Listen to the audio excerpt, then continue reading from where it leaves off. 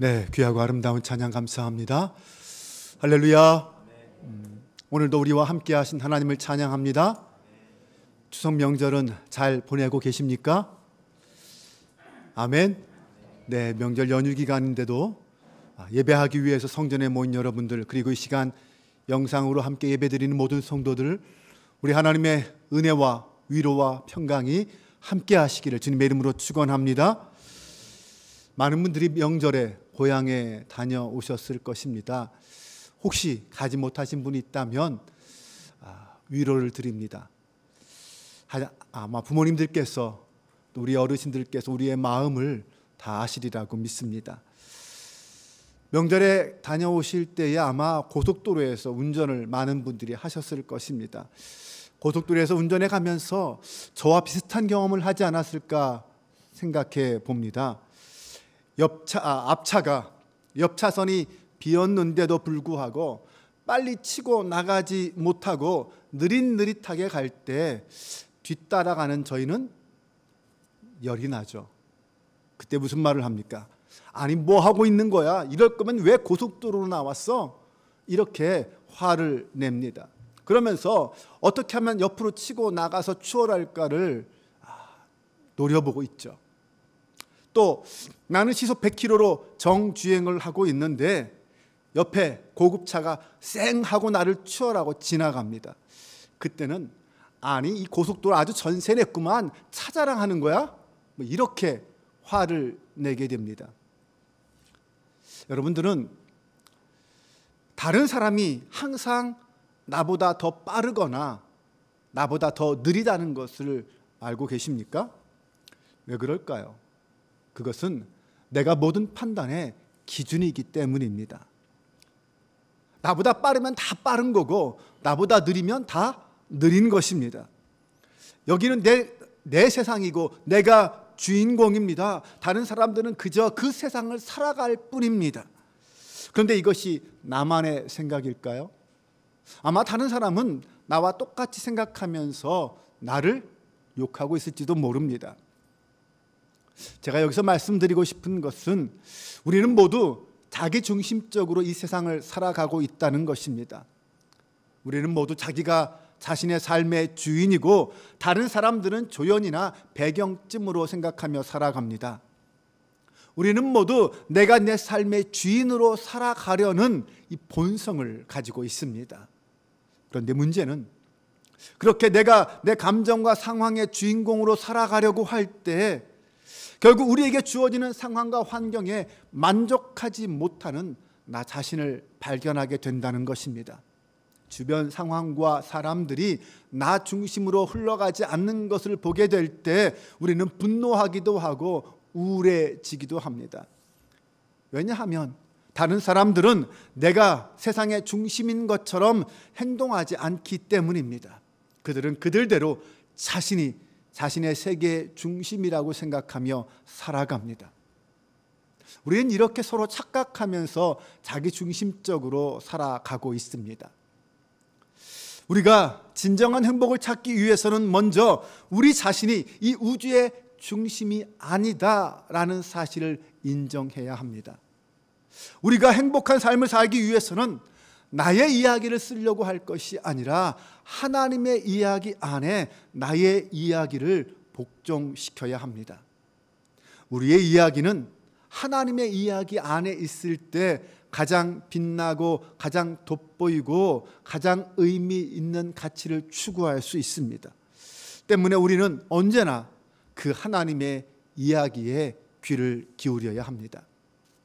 오늘부터 약 8주간 이 온 우주를 창조하시고 역사를 주관하시는 하나님에 대한 이야기를 하려고 합니다.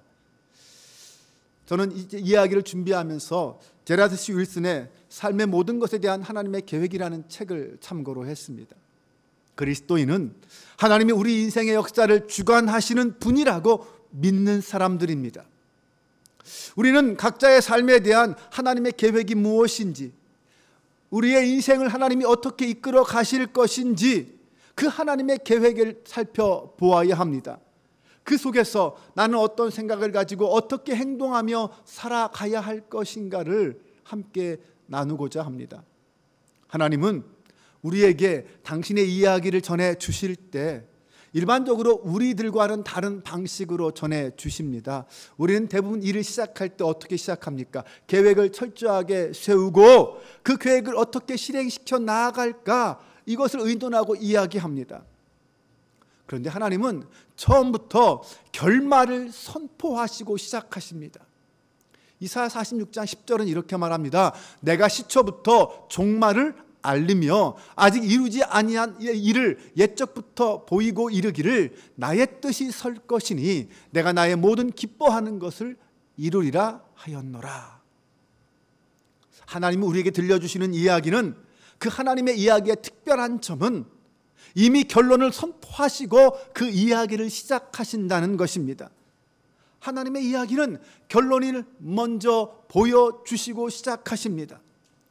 그래서 성경의 첫 구절은 이렇게 시작합니다. 태초에 하나님이 천지를 창조하시니라. 하나님의 이야기는 여기서부터 시작됩니다. 네, 이 말씀은 하나님이 천지를 창조하셨다라는 말씀이며 또한 동시에 하나님이 창조하신 이 천지를 주관하신다라는 의미이기도 합니다. 창세기 1장을 보면 천지와 함께 우리 인류를 창조하신 하나님께서 우리에게 우리가 살아가야 할 방향이 무엇인지를 가르쳐 주십니다. 1장 28절에 보면 하나님이 그들에게 복을 주시며 하나님이 그들에게 이르시되 생육하고 번성하여 땅에 충만하라. 땅을 정복하라. 바다의 물고기와 하늘의 새와 땅에 움직이는 모든 생물을 다스리라 하시니라. 이 말씀에 따르면 우리에게 주어진 목적은 무엇입니까? 그것은 바로 하나님이 주신 복을 즐기며 누리라는 것입니다. 생육하고 번성하여 땅에 충만하고 땅을 정복하고 다스리며 사는 것입니다. 이것을 쉽게 정리하면 이렇게 말할 수 있을 것입니다. 인류는 하나님과 관계를 맺고 이 창조 세계에서 하나님을 드러냄으로써 하나님을 즐기도록 지어졌다라는 것입니다. 즉 인간은 이 땅을 살아가면서 무언가를 창조하고 무언가를 세우고 조직하면서 창조주와 섭리자인 그 하나님을 드러내는 존재로 지어졌습니다. 우리가 이 땅에 살아가면서 힘과 지혜로 이 땅을 다스리는 것은 그렇게 다스릴 수 있도록 우리에게 능력을 주신 하나님이 계시기 때문입니다. 그 말은 우리는 여전히 피조물이라는 것입니다. 네, 오늘 우리가 이렇게 호흡하며 하루를 살아갈 수 있는 것은 하나님이 그렇게 허락해 주셨기 때문입니다.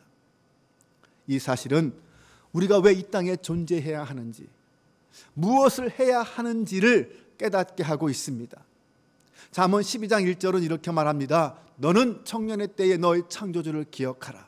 곧 곤고한 날이 이르기 전에, 나는 아무 낙이 없다고 할 해가 가깝기 전에. 왜 청년의 때에 창조주를 기억하라 라고 말합니까? 청년의 때, 젊을 때는 스스로 강하다고 생각합니다. 두려움이 없습니다. 그러다 보니 어리석은 선택을 하기가 쉽습니다. 그러므로 우리는 내가 만들어진 존재라는 사실을 늘 기억해야 합니다. 나는 온전하지 않다라는 것을 깨달으라는 말입니다. 우리를 이 땅에 존재케 하신 그분이 어느 순간 우리를 데려가실 수도 있다라는 사실을 알아야 합니다. 하나님은 처음 사람 아담에게 이렇게 말씀하셨습니다. 여호와 하나님이 그 사람에게 명하여 이르시되 동산 각종 나무의 열매는 내가 임의로 먹되 선악을 알게 하는 나무의 열매는 먹지 말라. 내가 먹는 날에는 반드시 죽으리라 하시니라. 화면을 보지 못하시는 분들을 위해서 유인물을 나누어 드렸습니다. 거기에 오늘 제가 읽어드릴 말씀의 구절들이 적혀 있습니다. 함께 보시면서 말씀을 들었으면 좋겠습니다. 하나님이 아담에게 왜 이 명령을 주셨고 아담은 왜 이 명령에 순종해야 했을까요? 그것은 아담이 하나님이 아니기 때문입니다. 그는 만들어진 존재입니다. 선악과는 아담이 이 세상에서 자신의 위치가 무엇인지를 깨닫게 해주는 역할을 하고 있습니다. 아담에게 모든 자유를 주신 다음에 하나님께서 말씀하셨습니다. 이 나무만은 건들지 마라. 이 나무만은 건들지 마라. 이 선악을 알게 하는 나무는 아담에게 자신이 하나님이 아니라라는 사실을 사실적으로 깨닫게 해주는 상징이었습니다. 2장 17절에 선악을 알게 하는 나무의 열매는 먹지 말라, 내가 먹는 날에는 반드시 죽으리라. 이 말씀은 결국 이 열매를 먹지 않으면 너는 반드시 산다 라는 말씀입니다. 아담아, 너가 나와의 관계에서 너의 자리를 지켜라. 나는 창조주고 나는 주권자다. 너는 내가 지었고 나의 피조물이야, 나의 소유야. 이 관계를 너가 잘 지키고 유지한다면 너는 영원히 살게 될 거야. 그런데 어떻게 되었습니까? 하나님이 에덴을 창조하시고 인간으로 하여금 그 모든 영광을 누리며 살게 하셨지만 인간은 죄를 선택하고 말았습니다. 인간은 스스로 하나님이 되려고 하였고 결국 죄가 세상에 들어오게 되었습니다. 죄가 세상에 들어온 뒤에 인간은 하나님이 아닌 다른 것들로부터 행복과 기쁨을 찾으려고 했습니다. 우리가 하나님이 주신 선물을 선물이 아닌 하나님처럼 여긴다면, 하나님이 우리에게 주신 것을 하나님처럼 여길 때 우리는 우리가 누리고 있는 모든 것을 다 빼앗기게 될 것입니다. 삶의 진정한 기쁨과 목적을 원한다면 우리를 지으시고 우리와 함께 하시고 우리를 사랑하시는 그 하나님께 돌아가야 합니다. 우리가 그 하나님 품에서 여호와 우리 주여, 주의 이름이 어찌 그리 아름다운지요, 이렇게 찬양하며 고백해야 합니다. 지금까지의 말씀을 정리하면 하나님의 이야기는 이렇게 시작되었습니다. 하나님께서 아담과 하와를 지으시고 그들에게 통치하고 다스리고 생육하고 번성하여 영원히 하나님께 영광을 돌리며 기뻐하라, 이렇게 말씀하셨습니다. 그리고 그렇게 자신의 일을 시작하신 하나님께서는 그 모든 이루어진 것을 보시고 다음과 같은 결론을 내리셨습니다. 보시기에 심히 좋았더라. 그런데 상황은 급격히 악화되기 시작합니다. 창세기 3장을 보면 거기에는 창조 세계에 일어난 엄청난 사고의 기원을 우리에게 가르쳐 줍니다. 그 말씀은 이 세상에 발생한 죄의 기원이 무엇인지를 알려주고 그 이면에 작동하는 원리가 무엇인지를 설명해 줍니다. 창세기 2장 마지막 절은 아담과 하와가 벌거벗었지만 부끄러워하지 않았다라고 말하고 있습니다. 이것은 두 사람이 서로 완벽한 관계, 완벽한 삶을 누리고 있었다는 것을 의미합니다. 상처도 없고 비밀도 없고 두려운 것도 없었습니다. 하지만 그런 완벽함에 금이 가기 시작합니다. 3장 1절입니다. 그런데 뱀이, 여호와 하나님이 지으신 들짐승 중에 가장 간교하니라, 이 뱀이 여자에게 물어 이르되 하나님이 참으로 너희에게 동산 모든 나무의 열매를 먹지 말라 하시더냐. 뱀으로 나타난 사탄이 이렇게 말합니다. 하나님이 참으로 너희에게 동산의 모든 나무의 열매는 먹지 말라 하시더냐. 사탄은 미묘하게 단어를 바꾸어서 하나님과 사람 사이의 관계의 연결을 끊어버리면서 의심의 씨앗을 심었습니다. 사탄은 하나님을 우리가 알던 최고의 인격적 존재가 아니라 만나 안 만나 따져보아야 할 의심하는 존재로 만들어버렸습니다. 하나님이 참으로 너희에게 동산 모든 나무의 열매를 먹지 말라 하시더냐? 아닙니다. 우리 하나님은 그렇게 말씀하지 않으셨습니다. 하와도 그 사실을 기억하고 있습니다. 여자가 뱀에게 말하되 동산 나무의 열매는 우리가 먹을 수 있으나 동산 중앙에 있는 나무의 열매는 하나님의 말씀에 너희는 먹지도 말고 만지지도 말라, 너희가 죽을까 하노라 하셨느니라. 지금 여기서 하와는 한 가지 실수를 했습니다. 하나님은 그들에게 나무의 열매를 만지지 말라라고 하지 않으셨습니다. 먹지 말라고만 하셨습니다. 하와는 하나님의 말씀에 무언가를 더했습니다. 네, 하나님의 말씀을 거역하는 것도 죄지만 그 말씀에 무언가를 더하는 것도 죄입니다. 그러다 뱀이 말합니다. 너희가 결코 죽지 아니하리라. 하나님의 말씀을 믿지 못하게 하고 의심하게 만듭니다. 그러고는 이제 하나님의 말씀에 정면으로 반박합니다. 너희가 그것을 먹는 날에는 너희 눈이 밝아져서 하나님과 같이 되어 선악을 알 줄 하나님이 아십니다. 지금 사탄은 인간에게 너가 하나님처럼 되어서 하나님께 영광을 돌려줘야 할 그것을 너가 차지하라, 이렇게 유혹하고 있습니다. 결국 인간은 그 금지된 열매를 따먹었습니다. 그 결과가 어떻게 되었습니까? 3장 7절에 보면 그들이 아는 자가 되었다라고 말합니다. 네, 그들은 자신이 벗은 줄 알게 되었습니다. 자신이 끔찍하게 노출되어 있다는 사실을 깨닫게 되었습니다. 하나님처럼 되려고 한 뒤에 가장 먼저 그들은 자신이 약하고 악한 존재라는 것을 알게 되었습니다. 부끄러움을 느끼게 되었고, 그래서 감추고 숨기기 위해서 무화과나무 잎으로 자신을 가렸습니다. 그때 하나님이 나타나십니다. 하나님이 죄를 저지른 그 부부에게 자초지종을 이야기해보라고 말합니다. 그러자 그들은 오늘 우리와 똑같이 행동합니다. 아담은 하와를 비난하고 하와는 뱀을 비난합니다. 이러한 현상을 책임 전가 증후군이라고 말합니다.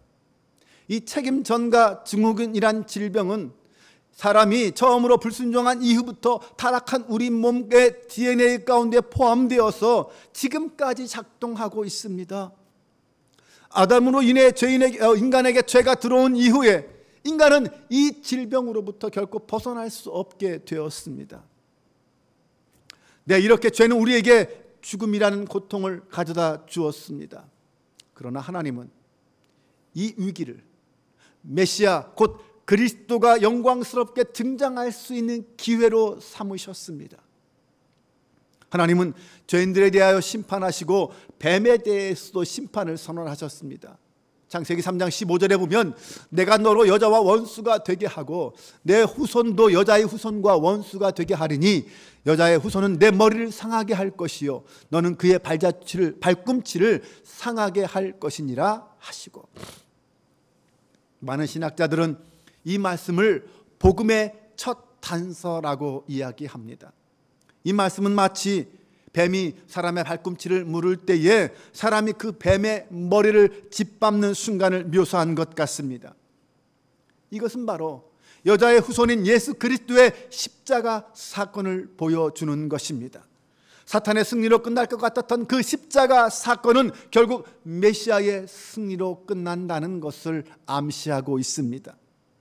하나님은 심판을 선포하신 후에 무화과나무 잎으로 수치를 가리고 있는 그 아담과 하와에게 동물의 가죽으로 옷을 입혀 주셨습니다. 하나님은 그들의 허물을 덮어 주시기 위해서 생명을 죽이셨습니다. 그들이 저지른 죄 때문에 이 세상에 죽음이란 것이 처음으로 임한 것입니다. 하나님은 이 피 흘림을 통하여 죄의 심각성을 우리에게 알려주십니다. 이 일은 또한 예수 그리스도의 십자가 사건을 나타내는 상징이기도 합니다. 하나님은 이렇게 당신의 이야기를 써내려 가십니다. 그 하나님의 이야기는 하나님 나라를 완성하는 이야기이며 나아가서 우리의 이야기와 연결되어서 우리의 구원을 완성하는 이야기로 전개될 것입니다. 그런데 구약 성경을 읽어보면 인간들은 끊임없이 하나님의 이야기가 아닌 자기의 이야기를 써내려 가려고 합니다. 그래서 자기가 영웅이 되려고 합니다. 하지만 자신의 영광을 추구했던 인간은 어느 누구도 성공하지 못했습니다. 하나님은 선지자를 보내어서 자기의 이야기를 쓰려고 하는 자들을 멸하시고 우리는 영웅이 아니라고, 하나님이 아니라고 가르쳐 주십니다. 이렇게 자기의 영광을 추구하는 이 악순환은 신약시대에도 계속되었습니다. 하나님의 백성들은 로마의 지배를 받고 있으면서 어떤 사람들은 이방 문화에 굴복하기도 했고, 어떤 사람들은 율법적 종교성을 추구하면서 자기 만족에 빠졌고, 어떤 사람들은 로마에 대한 반란을 꿈꾸었습니다. 그들은 모두 한결같이 모두 자기 나름대로 자기만의 이야기를 쓰려고 하였습니다. 그때 이 땅의 진정한 왕이신 예수 그리스도가 나타나셨습니다. 하나님은 이 예수 그리스도를 통하여 당신의 이야기를 완성하시려고 하신 것입니다. 예수님은 지금까지 스스로 영웅이 되려고 했던 모든 사람들이 실패했던 그 모든 일을 이루셨습니다. 예수님은 아담과 하와가 실패했던 그 유혹 앞에서 완벽한 순종을 보이심으로 이기셨습니다. 예수님은 서로 책임을 회피하려고 하고 전가하려고 했던 그 아담과 하와와는 달리 자신이 몸소 그 모든 비난을 다 감당해내셨습니다. 자신이 모든 죄의 짐을 지시고 십자가에 달려 죽으심으로 우리에게 하나님의 의가 되게 하셨습니다. 율법은 죄에 대하여 죽음을 선포했지만 주님은 우리에게 영생을 선포해 주셨습니다. 우리는 분명 죽어야 하는 죄인이고 거룩하지 않은 자이고 가치 없는 자이고 저주받은 자였습니다. 그런데 예수님은 십자가 복음을 통하여 그런 우리를 성도요, 거룩한 자요, 가치 있는 자요, 복이 있는 자요, 살아있는 자라고 말씀하십니다. 하나님은 예수님과 그분의 순종을 통하여 우리 안에 들어오는 죄를 정복하시고 죽음이라는 불치병을 치유하셨습니다. 하지만 이야기가 이것으로 끝나지 않았습니다. 아니, 이제 막 시작했을 뿐입니다. 영광의 왕이신 예수님의 죽으심으로 죄로부터 승리를 거두었다는 사실은 아름답지만 쓸쓸한 반전일 뿐입니다. 만약 이야기가 여기서 끝난다면 하나님의 이야기는 미완성으로 끝나고 말 것입니다. 예수님이 죽으실 때에 역사의 수레바퀴도 멈추었습니다.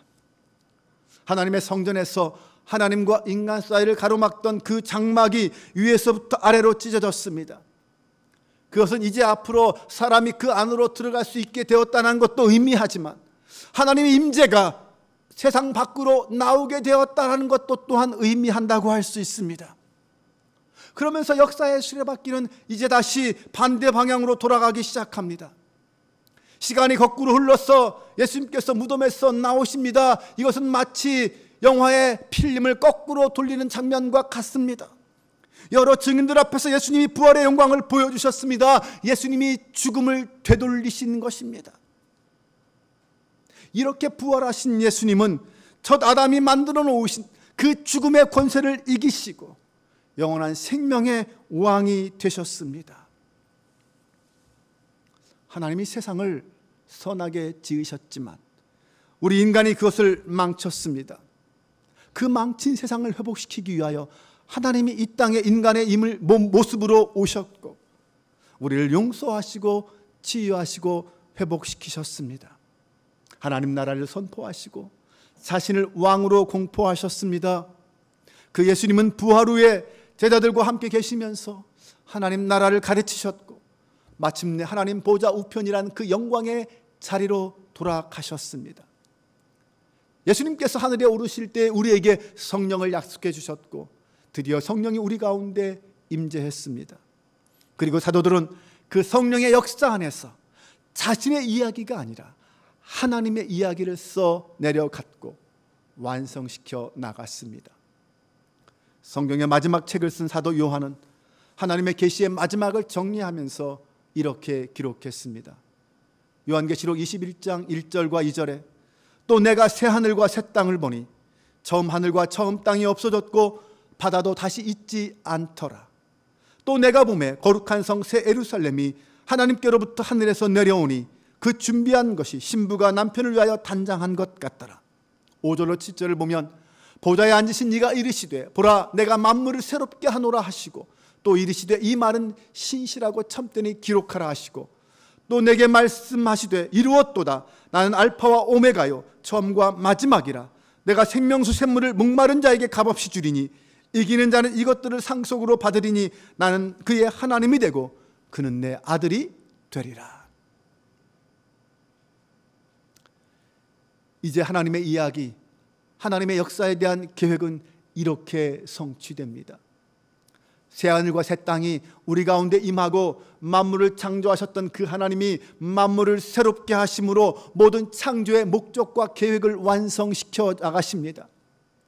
하나님의 형상을 따라 지음받은 우리는 예수 그리스도의 은혜와 사랑 안에서 본연의 모습을 회복하게 될 것입니다.